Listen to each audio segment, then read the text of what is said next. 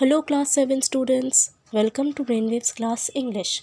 This is your English educator Bhumi, and today we are going to start class 7 supplementary book An Alien Hand, first chapter, The Tiny Teacher. So, you know that every time before starting the story, I go with the title. So, when we read the title is The Tiny Teacher.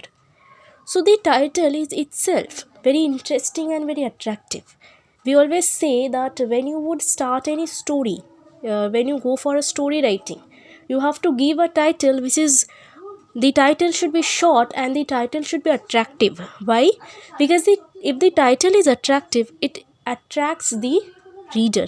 It itself creates a curiosity in the mind of the reader. Here also same thing happens. The title itself is very attractive that it creates a sense of curiosity in the mind of the reader. Don't you think it is? Okay, so whatever it be. Now let's go to the discussion. The Tiny Teacher. What can you feel? I mean, what you can guess by hearing the title, The Tiny Teacher? Maybe in the story, the story is based on an organism who is tiny but who teaches something. Whom do you think this story can talk about? Any guesses? Anyone? So, let me only give the answer. Here we will be talking about ant. Ant is the organism which is very tiny, we know, which is very small, and it teaches us something. You will say, an ant teaches us something. An ant whom we can see everywhere around us. Each and every day we observe ants over here and there, everywhere. So an ant teaches us. What does that ant teaches us? Let's read the story and see that what the writer wants to tell. So without wasting the time, let's start the story and see that what is there in it. What do you think? Which is the smallest and wisest insect in the world? Is it fly? No, it's not. Then it should be mosquito. No, it is also not correct. Then it must be worm. What do you think? It is worm. No, that is also not correct. It is actually the ant.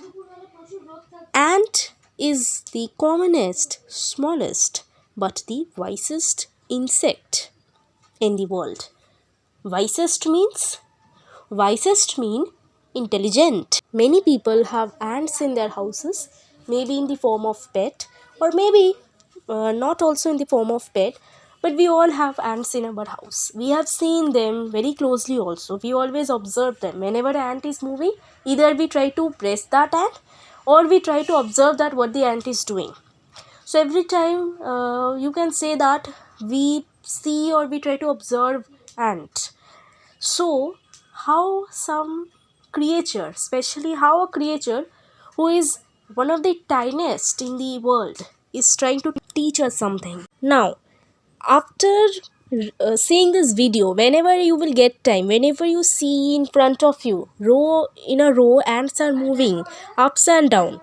Just observe that very carefully. You will find that each ant greets all the other coming from the opposite direction by touching their feeler. What is feeler? Feeler is actually sense organs of ant which is generally used in communication process.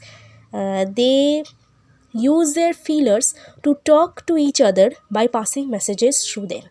So, whenever an ant is moving, it sees any other ant opposite to it, it always touch its feeler to greet that ant. You will find this thing always. So whenever, after seeing this video, whenever you find row ants are moving, just kindly observe that if ants are moving in opposite direction, one is moving from left to right, another one is coming from right to left, when they meet each other, they will touch their feeler and they will greet each other and then they will move further. You will observe this thing, you will able to like relate that it is actually true. When we were children, we have heard that there are two type of ants. One is red ant and one is black ant. Black ant is slightly bigger in size and red ant is slightly smaller in size.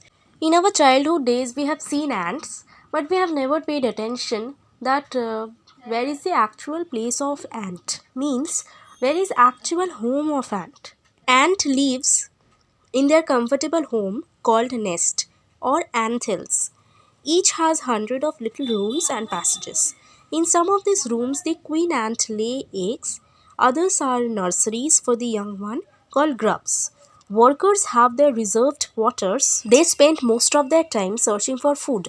Some rooms serve as storehouses for this food. Soldiers have separate barricades, separate place. No worker has ever tried to live in a soldier's house. No soldier has ever gone out searching for food. So everyone has separate work, and according to their work they have separate places to live. No worker or soldier or cleaner has ever harmed a grub. So you see, an ant's life is very peaceful. Ant always lives in a peaceful because all have separate works to do, all work separately or lives in separate places. Each does its share of work intelligently and bravely. All of them share their work very intelligently and bravely. They perform everything. They never go for any fights with other members of the group. Now, why I am just reading all the line? Because there is nothing to explain over here. It is just very important. You have to underline all these points. It is important for you to mention in your answer. Whatever is given to you, it's in a very simple language, and therefore I have not explained anything, just read out. You have to keep in your mind where they live, then what they do, how all things are separated out. These things, this actually whole slide is very important. You can mark this portion in your book. It is really very important for you to write in your answer. These all points are important. From here only questions can come. So 2 slides are left only. So this part I'm going to continue in the next video. Today let's keep our discussion till here. Thank you very much. We'll meet again on next day with remaining 2 slides. We will complete this.